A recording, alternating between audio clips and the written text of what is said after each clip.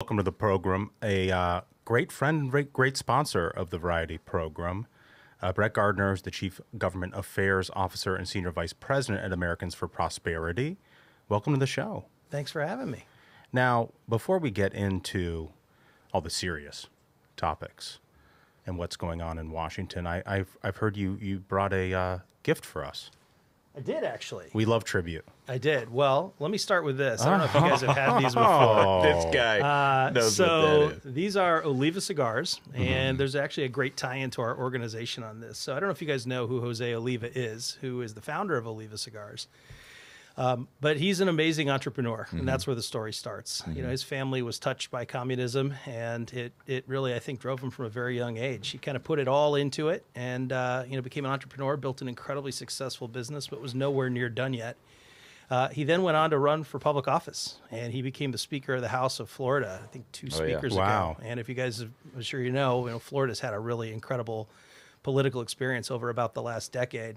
And he was the kind of legislator, politician, elected official and statesman that we really want to have in this country. He was so great, in fact, that AFP invited him to be on his advisory council. And, not only does he have, I think, a really strong principled stance on a ton of stuff, but boy, does he make a great product. So I thought you guys would enjoy this. Those are the Milano Series Vs. That was one of their top cigars. I think it was Cigar of the Year a few years ago, but great entrepreneur, great American, strong conservative. So he's a Cuban American. He is not. He's he is not? an American of Cuban descent. Wow. And I think he would probably draw that distinction. Yeah. Well, the only reason I bring it up is like, sort of in the cigar community, especially in a place like Florida, you run into a lot of stories like that. I just know because my dad's a big cigar smoker. He goes to Cigars in Sarasota, and the guy George there, that owns the place.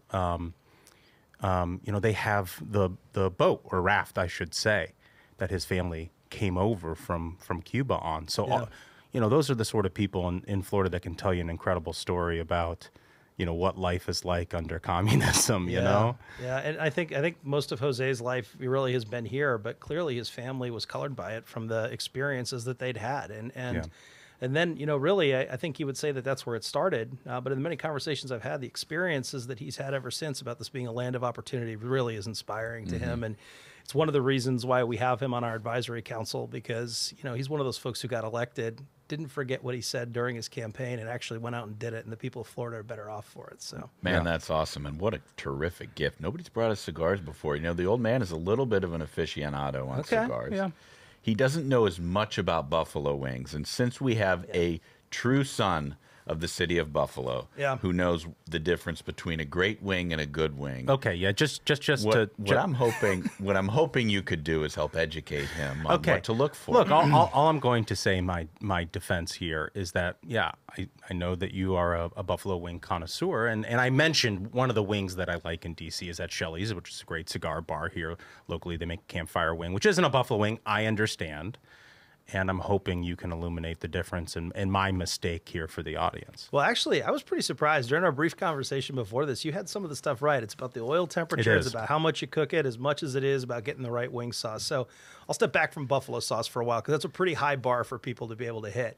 But they do a good job with a campfire wing. But the right way to do it, you got to use Frank's, is from a buffalo wing perspective. I think all wings are good that way. We've actually got other sauces than buffalo wings in Western New York, which we'll have to get you to try some. We got stuff called boss sauce, everything. But the most important thing, it's got to be a good-sized wing. I mean, if ultimately you're cooking these little wing nubs that people have and overcooking them until they're basically a potato chip made out of chicken, that's wrong. Right. It should always be served with blue cheese. Ranch is a war crime that everyone should know about. Wow, that's a shot at Ashbrook. I'm guilty of that war crime. It is, yeah. And God bless folks that do that. There's still time for you. We can get you there. But, consistency's good. You need to make sure there's some meat on the wing. And then ultimately, if you're using a hot sauce, it should be Frank's. And plenty of butter. I mean, this is not a health food situation. Yeah. I think size is something that Anchor Bar sort of staple in Buffalo. I think that's something they get right that a lot of other places just don't. And there's a new Anchor Bar location in Virginia, and you said you might try that out. Yeah, you guys broke me in some news there. It's kind of a tough life being a kid who grew up in Western New York. You had great access to it everywhere. There was good wings, great wings, and even greatest wings. But knowing that there's one down here, I look forward to trying it. So we'll make the wife go out there this weekend. Yeah, it's fantastic. So you're also a Buffalo Bills fan. I am. Yeah. Lifelong. What's your take on your team basically giving up wide receivers? What's that all about? You got a franchise quarterback. We do have a franchise quarterback. We got a great coach. We got a great front office. I think we got a team system that's working. And I think the reason why we have one less wide receiver this week, at least one really key one, is he didn't fit those dynamics. I think ultimately he was the man out on this. And I think I got a lot of friends who are Minnesota fans.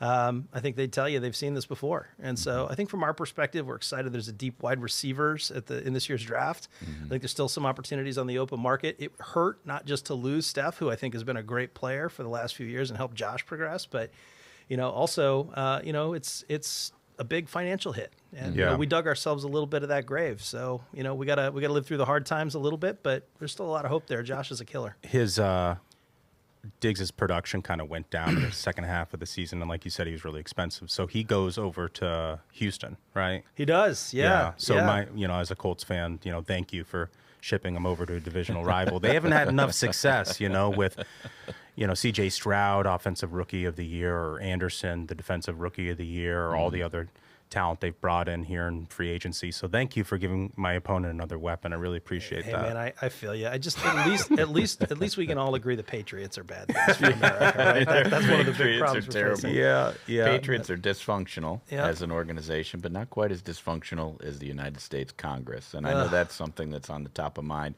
for you and for AFP as an organization. Yeah, it's been tough to watch. I think as we were watching the eclipse the other day, I started to think of what a perfect metaphor it was for Congress. Things got a little bit darker. It wasn't as bright as it used to be. It got a little bit colder. But hopefully, this too will pass and we'll kind of come out the other side and be a little bit better off. But in the meantime, the stuff we're seeing is really challenging.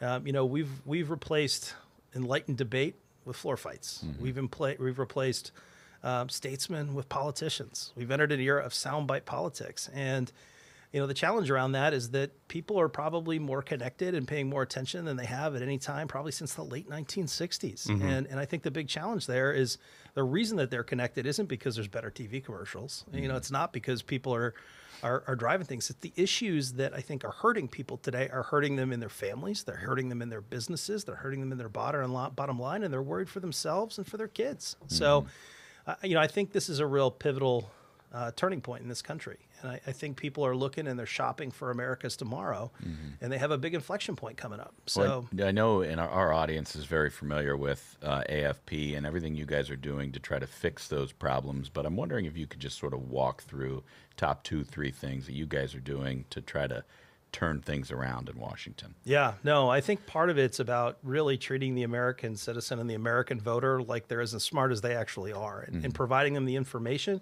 And then the platform to go out and do something about it. We're excited to be part of the do something about it, caucus versus the say something about it caucus. Yeah, a lot of need for that. And I think ultimately, our folks are the ones who, they don't just knock doors at election time. They knock doors at Wisconsin in the winter. They go out in Dallas in June. They go out in Florida in July. These are folks who, they see the problems and the challenges, and they really want to get out there and do something about it. So a big part of it's about activating people who care a lot, who want to see change in this country and want to help be part of that change. So getting people engaged has been a big part of that. Here in D.C., Congress gets a pretty tough rap, a lot of which they have really earned. We've seen that dysfunction on display, not in any one party, really kind of across the board, whether it's the executive, the party, the agencies, kind of across the board. But there's a lot of people here doing good work. So, a bigger part of this is about elevating good voices. We've also seen folks who've kind of gone the wrong way at different times. So, we have a couple of different R's that we focus on when we think about Congress. We want to recruit good people. We want better candidates and better elected officials. We want to retain good ones. We want to reclaim wayward ones. We want to ultimately replace ones who are ultimately headed the wrong direction. And I think that strategy is something that we're looking at doing. And the folks who work with us, our volunteers, our staff, our supporters, they all want to see that too. Yeah, and your volunteer base is just growing and growing every single cycle. What's that number up to now? Boy, I'd have to look and see. We're up several million. I mean, it's unbelievable. Several million people involved in this organization. It's one of the biggest political organizations in the entire country. Yeah, and I've been involved. Maybe the biggest. And I think from a center-right perspective, that's probably right. Yeah. And I think, I remember when the Tea Party kicked off, there felt like there was a lot of energy. There's a lot of energy like that right now, too. And I think... there's folks who are really, really excited about an opportunity to go out there and make a difference. They feel like there's real choices out there to be made, and they feel that the impact of their decisions are actually impacting them directly. So we're feeling that energy. We're seeing it at the doors. It's a tough political environment, so people who are active and who are interested, they're out there answering tough questions and trying to help explain why some of these folks are the right folks, why there's people doing good work, why these are the right issues to care about, work on, and to spend their time, talent, and treasure on that stuff. So So it hasn't been an easy year for Republicans in the House of Representatives. The ouster of Kevin McCarthy, all the infighting that we've seen, brinkmanship over, trying to get policy across the finish line, all this sort of stuff. Kind of a two-part question is like, what do you trace back to as, sort of the cause of that, and how do you think we fix it? Well, that's a tough question. So the cause of it, I think a big part of it has been a change in what's valued, the incentive structure that exists in Washington. I think for a long time, the evening news was one news source. It carried one version of the truth, and people interacted with their elected officials around Election Day. I think our politicians became rock stars. It became sports. It became, what team are you on? What jersey are you on? It went from statesmanship to being politicians. It went to those sound bites that ultimately shortened the debate from an enlightened one with information. And I think ultimately it led to people oversimplifying and trying to, I think, focus on the fight more than the win. And so because of that, the strong foundational principled perspective on what people are doing slipped away to be able to get that key soundbite, to hit it in time for the 5 o'clock repeat. So I think that was probably what kicked it off. But I also think, where do we go from here? You look at some of the things that you guys know all too well. Long form podcasts are going crazy. People want to know more about these issues. They want to dive deeper, and they want to get active. We're seeing those conversions where someone goes from someone who cared before to someone who wants to get up and do something. So I think it's about giving people platforms.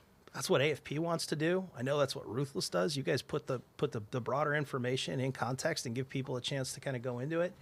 So I think that's a big part of it. We're going to have to inform and engage people. We're going to have to motivate them. We're going to have to activate them.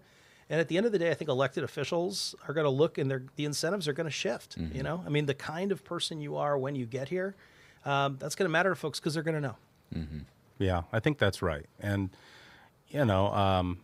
like you said, it's like a soundbite era. It's a hit on television where you get 30 seconds.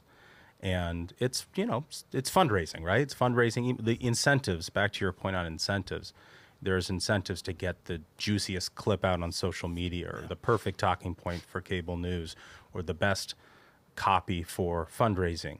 And the nuance is just lost. Entirely lost. I mean, I think that's one of the reasons why we started the show in the first place, is like so much of our politics became the soundbite rather than why are you here and what did you accomplish? Yeah, and a soundbite doesn't provide people with information, and information is not something they're getting from mainstream media and haven't for at least a decade. People are tuning in because they want to be informed. They already know what their opinions are. They don't need somebody to tell them how to think. They just need somebody to give them the information they're not getting from any other source. And if their politicians are only speaking in like one phrase, two, three, four phrase sentences that are like designed to just get them something, and the media is just trying to tell people how to think, there's literally nothing for the audience. And I think that's why people like podcasts. That's why people are gravitating toward groups like AFP, because they're looking for actual information that they can use, and it's one of the reasons why I think that your organization is so successful and is going to continue to see this to similar growth. Yeah, I mean, look, we're really excited about it. I mean, it's great to be able to meet with and talk to folks, at the doorsteps and in the driveways across this country. You still find people who are incredibly passionate about, recognizing that we have challenges and feeling like they can be part of the solution. And so I think that's going to be a big part of where we have to go. So for the people who are not motivated, yeah, the people who are disappointed with what we're able to get done right now with, conservatives in the House have a very small majority. Speaker Johnson, God bless him for trying, but not everything's going to be perfect or 100% of what we want. Like, what's your message to conservatives who are out there who are just sort of demoralized by that fact? Yeah, I mean, I think first of all, we empathize with them, right? I mean, we as you pointed out, I think Speaker Johnson is probably one of the most conservative speakers this country's ever had, but we're in a time of close majorities. I think it's important to take that step back, think strategically, and recognize long term is where we have to win. We're not going to give up any easy runs here in this inning if we can avoid it. But the opportunity for us is to be able to have the same kind of long-term vision for where this country needs to be, that we can then work year in and year out to be able to incrementally work that way to get there. We didn't get to the disaster we're in any one term. I mean, it's been a path. We haven't passed our budgets on time. We haven't been able to stay within fiscal constraints. We've worked outside the process so often. I think it's going to require us to be able to take a really serious look and hold accountable those elected officials once they get here, to the things that they promised. And so I think from that perspective, what we say is, come join together with other people who also feel that way, who it's important for us to fix this, to start today and never take the pressure off and just keep working at it. And look, more often than not, we're finding those people don't just come, they bring their families. Right. They bring their friends. They talk about it at work. The whole nature of grassroots is that one person with a good idea and some ambition reaches out to somebody else with that, and then together we fix as much as we can of this country. Yeah. Yeah. So we're about to get into the silly season of politics, right? There's going to be less people focusing in on what's happening under the Capitol dome, and the rhetoric's going to go through the roof and all of this sort of stuff. And I'm curious, as somebody who does that sort of work every single day, what are the one or two things that people should be thinking about here in the future and paying attention to that they're not hearing on cable news every night? Yeah, I think the fiscal cliff is really one of the big things. As we go into next year and we see the Tax Cuts and Jobs Act stuff start to expire, we hit a debt ceiling. We've got a really significant challenge that's going to face this country. When those things tend to reset, we are already in a very, very fragile economy. And I think one of the things that folks do is they talk about the economy and national security and all these things like they're separate issues. A robust U.S. economy that's able to support families and businesses and jobs and all of the other goals that we have, it's necessary for the American experience. So I think having an eye beyond November and into January and February where these questions are going to be answered or not answered is really important. I think also, quite frankly, healthcare. Healthcare is one of those issues which Republicans, after the failure of repeal and replace, they started to look at it like it was a liability instead of an asset. Just didn't work on it. You've seen the president started to step up on talking about some of those issues. Republicans have got great plans. They're ready for it. I think that's one of them. I think the immigration debate's really incredibly important, and you shouldn't shy away from the more complicated parts of the issues to deal with the one that seems to be right in front of us. Yeah, the question of border security absolutely has to be addressed, but you got to deal with the symptoms and the disease. And, looking at both of them is not in some way bad. That's an opportunity to make sure you're taking care of the whole problem.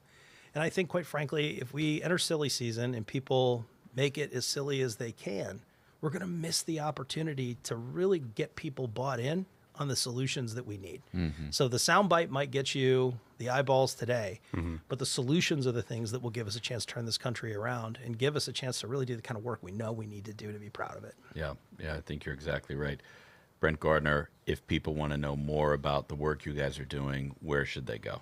Yeah, they should come to our website. They should stop by a local office. They should, reach out to us. Look at Bidenomics.com, which is actually owned by us. I love that thing. Where we have an opportunity to be able to expose people to some of the bad policy decisions by this administration.